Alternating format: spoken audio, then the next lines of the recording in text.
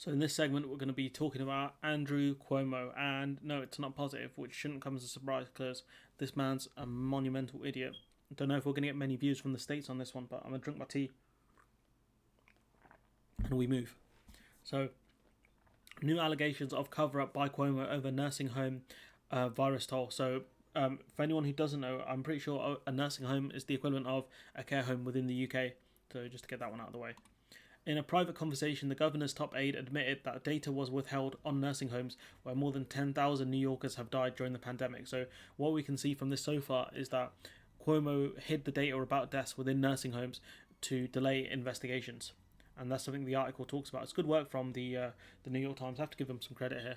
Albany, New York, Governor Andrew Cuomo and his administration faced new allegations on Friday that they had covered up the scope of the coronavirus death toll in New York's nursing homes after a top aide to the governor admitted that the state had withheld data because it feared an investigation by the Trump Justice Department. And Biden, I would get on this real quick if I were you, because what they have done is effectively killed a load of New Yorkers.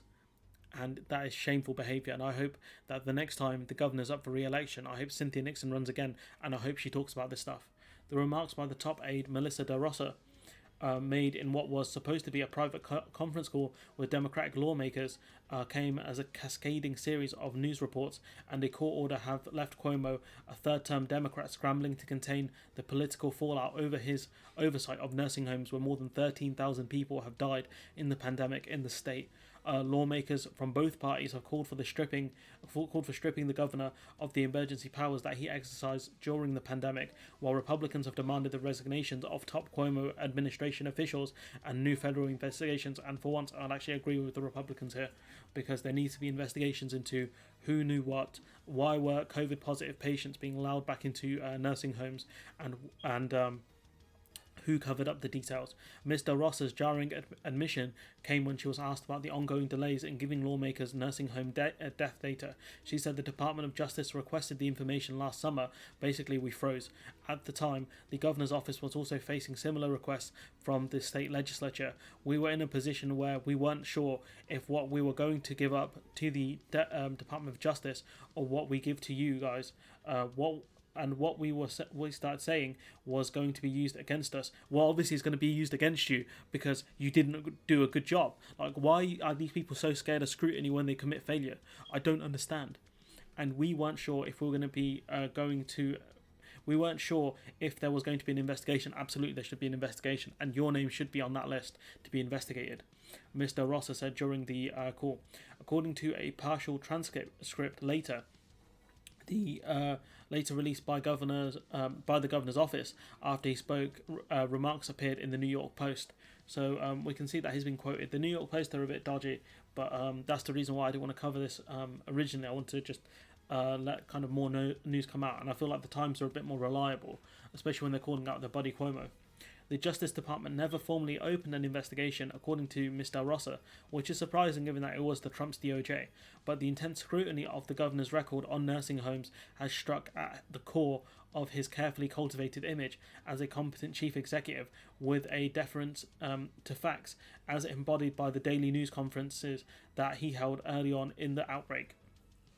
Mr. Cuomo even published a memoir about his pandemic before it ended, offering leadership lessons. Like, this guy so far up his backside is unreal. The continuing question about how people died in nursing homes residents threatens to overshadow Mr. Cuomo's legacy. You know what? He kind of reminds me of if General Haig wrote a book saying this is how we beat the Germans, and then you're like, yeah, you basically sent a load of people to their deaths, and your strategy was we have more men than them, so that's how we win. Like, that's literally the equivalent of what. That's the equivalent of what he's done here. Just 2 weeks ago, the State Attorney General Letitia James, who has been an ally of the governor, in a damning report accused the Cuomo administration of undercounting coronavirus-related deaths connected to nursing homes by the thousands, and she can make her name here by not just going after Trump and all of his corruption, but also going after Cuomo as well. And I'd give her a lot of credit if she does this. Democrats both in the Senate and Assembly met privately on Friday afternoon to discuss whether the legislature should curtail the emergency powers that have allowed the governor to set virus-related restrictions and gave him full control over the vaccine rollout. No immediate action was expected. Crucial information should never be withheld from entities that are empowered to pursue oversight, Andrea Stewart Cousins, the Senate Majority Leader and a Democrat, said in a statement before the meeting, adding that she would expect next steps with her conference, and the Democrats have to go after Cuomo here. They don't have a choice because of his actions, especially when a lot of Democrats went after, what's his name, man? The guy in charge of Florida. His name slipped my mind, but he's a massive Trump boy. A lot of people gave him a lot of criticism, and rightfully so. So when it's on our side, when it's on the, Cuomo's no leftist, but he's part of the Democratic Party, which is seen as a left party. The Democrats have to go after Cuomo here because he has killed people. His actions have led to deaths of many people. Condemnation came even louder from Republicans who seized on the remarks as evidence of duplicity, is that how you say it? Duplicity and even criminality. It's time to move past the lies and finally uncover the truth, said Representative Tom Reed, a Republican from the state's southern tier, who called for a federal investigation on Thursday night. Ahead of Friday's meeting, about a third of the 43-member Democratic conference in the Senate signed a public letter in support of repealing the governor's expanded powers. And so the stuff is not. It's not. It's just about repealing his powers. Mr. Cuomo, who had repeatedly tried to blame Trump for the nursing home deaths, and has pushed back hard on allegations of a cover-up, which we can see there looks like there is one, simultaneously saying that the administration was committed to facts and suggesting that after some additional data was released, the statistics were beside the point. I mean, the statistics are very important here because it's very, very likely that your actions led to the deaths of people needlessly within your state. So this argument here from Mr. Cuomo, a data boy who loves facts and statistics, is clearly lying. He's a massive fraud. We're below the national average in number of deaths in nursing homes, but who cares, Mr. Cuomo said in late January, arguing that the percentages were unimportant. Died in hospital, died in a nursing home, they died. So, again, you'd have to look into these specific numbers here. But what is very clear is that his actions led to higher deaths within care homes. And also, if it's the case that this was a widespread tactic used by other governors, they should also be investigated. But the main issue isn't just what he did in those nursing homes, it's the fact that he suppressed data. That's another issue, because he was fearing an investigation. Mr. Cuomo, who's in Washington on Friday to meet with President Biden, has not commented on Ms. DeRosa's remarks. And, Joe Biden's going to be very quiet on this. But other Democrats were voicing concerns. State Senator Andrew Gundaris, a Democrat from Brooklyn, called the revelations a betrayal of the public trust, adding there needs to be a full accountability for what's happened, and the legislation needs to reconsider its broad giant of emergency powers to the governor. So you can see here that he's getting criticisms from other people. He's getting criticisms from Democrats. Early on Friday, Ms. DeRosa, the top non-elected official in the state, sought to clarify the context of her remarks. Oh, here we go. She described the administration's delays in getting information to state lawmakers as a kind of triage because it had needed to prioritize response to federal authorities.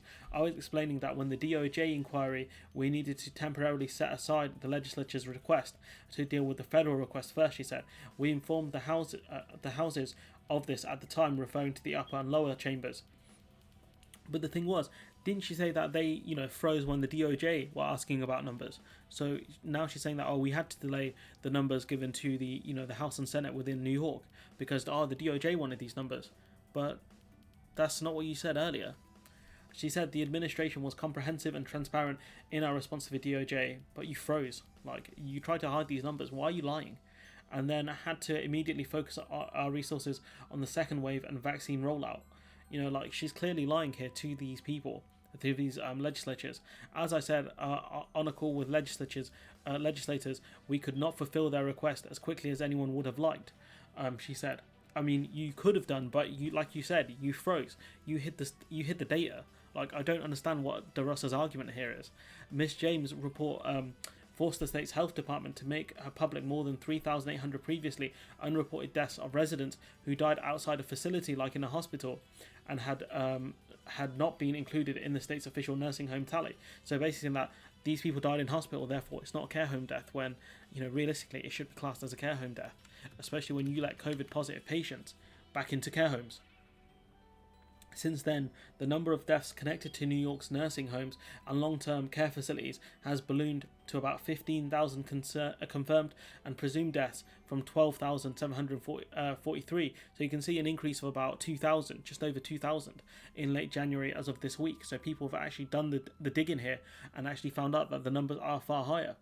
The administration released the latest figures in response to a court order after a 6-month battle between the Cuomo administration and the Empire Center, a conservative-leaning think tank, which requested a full accounting of nursing home deaths under the state freedom of information laws. So Cuomo and DeRosa, if you're so transparent, why did it take a court order to get this information out? Why did it take you 6 months to give this information and make it public? Clearly, these two are massive liars. At the virtual meeting this week between DeRosa and other senior administration officials, including Mr. Cuomo's health commissioner and budget director and top Democratic state lawmaker, was intended to bridge a growing rift between the governor's office and the legislature, which, this was created by Cuomo because of his failure. In hearings in August, legislators repeatedly questioned the state health commissioner, Dr. Howard Zucker, on the full extent of deaths linked to nursing homes. They were unsatisfied with Zucker's failure to disclose the number of resident deaths outside nursing homes and long-term care facilities. So obviously Zucker's playing some spin here. And the legislature are like, we see straight through you, bro. We see straight through you. I'm not prepared to give you a specific number. We are looking at all the numbers. We're looking at the data. When the data comes in and I have an opportunity to piece through that, I'll be happy to provide that data to you.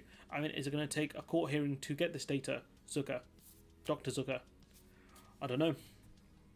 A few weeks later, on the 12th of August, the State Senate and Assembly formally wrote to the Health Department requesting those figures as well as additional information. Then on August 26th, the Department of Justice requested nursing home data from 4 states, including New York, to determine whether it would launch a formal investigation into those states' handling of nursing home deaths. Cuomo officials said that as a result, they asked the legislative leaders for additional time to respond to their data request as they addressed a federal inquiry. But the thing is, surely you could do both. Once you've pieced the numbers together, you can give the numbers to both bodies. No, is that not a thing you can't do? Like, are you in the horse and buggy era? Is that why you can't do two similar tasks at the same time? The administration reported to the Justice Department's questioning in writing quickly by September 9th, but the state health officials did not respond to the legislature's questions until this week, nearly 6 months later. So obviously they're lying here about the delay. The reason why they gave the DOJ's response so quickly was because they didn't want an investigation from the DOJ. That's the reason why. Because obviously the federal agencies usurp, the state agencies. So he was fearing an investigation by the DOJ. That's the reason why he gave the data out to them so quickly. And then it took another 6 months and court hearings for them to give out to local legislators, because Cuomo was like, we dodged a bullet there. We don't need to give out any more data because we don't want to have to get in trouble anymore. In Wednesday's meeting, DeRosa told Democratic lawmakers that Mr. Trump had turned nursing homes into a giant political football, conceding that the state's lack of transparency may have complicated some lawmakers' re-election campaigns. What turned the nursing homes into a political football was you, DeRosa, and Cuomo's failures to deal with the issues with nursing homes. We saw the same thing happen in the UK, where there were COVID positive patients allowed back into care homes, and what happened? We had massive amounts of care home deaths. Why? Because you've let people with an illness come into a care home, an illness that spreads very quickly from people not just within the care home but the workers within the care home. If they catch COVID as well, they're going to spread it. Not to mention the fact that your sick pay in your country is a joke, so a lot of people wouldn't be afford to take sick pay or go off leave. So that further makes them spread the virus more. It's not their fault, it's the fault of the system in that case. And who's in charge of these systems? People like Andrew Cuomo. So we don't have enough time today to explain Assemblyman Richard N. Gottfried. American names are just really hard to get through. The Democratic chairman of the Health Committee. All the reasons I don't give that any credit at all. That doesn't make sense as a sentence. It's good work from the New York Times, and what can we gather from this is Andrew Cuomo sent back COVID positive patients back to nursing homes, and that resulted in the deaths of around 15,000 people within nursing homes. Okay, we know that that's a fact. We know that. It's not covered as much in this article, but we've covered it previously on the channel, so that's a fact. Okay, Andrew Cuomo fudged the numbers essentially by saying that there were people who died in COVID in nursing homes, and people who died outside of nursing homes, even though they were in the nursing homes and these long-term care facilities. So he tried to screw the numbers that way. Then, when the DOJ and the state legislators wanted information about the deaths, he gave the information to the DOJ quickly in order to get the DOJ off their case, but delayed giving the information to state legislators for 6 months. Why? Because the DOJ decided for whatever reason not to investigate, so he dodged a bullet there, a big one. With the state ones, he obviously wanted to dodge another bullet, so he delayed it. So Andrew Cuomo taking a victory lap, saying, giving lessons on leadership. You should take lessons about how viruses work, my friend, because you clearly do not understand it, or you knew what was going to happen, which is the most likely case. You knew this could happen, and you did it anyway, in order to free up hospital beds, or because you thought this is a good time to cull the population. I don't know, but all I know is Chris Cuomo, the one on MSNBC, no, he's on CNN. Are you going to ask your brother the tough questions, or are you going to give him more fluff pieces? Which one are you going to do, Chris? So, I don't have much more to say about this apart from, let me know what you think on the comments below. We're on Discord. I'll leave the link below in the description. If you want to join the Discord server, just be respectful. And if this is a story you want to talk about, then feel free to give your opinion on it.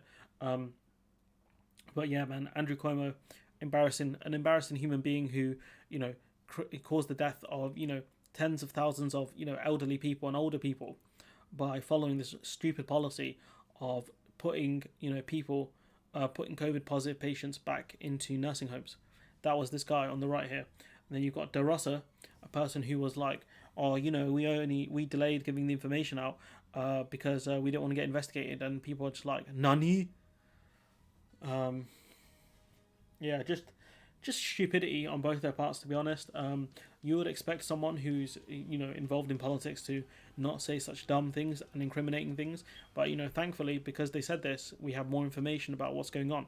So anyways, I'm going to leave it there. Let me know what you think in the comments below. Like, comment, share, subscribe, and hopefully I'll see you in the next one.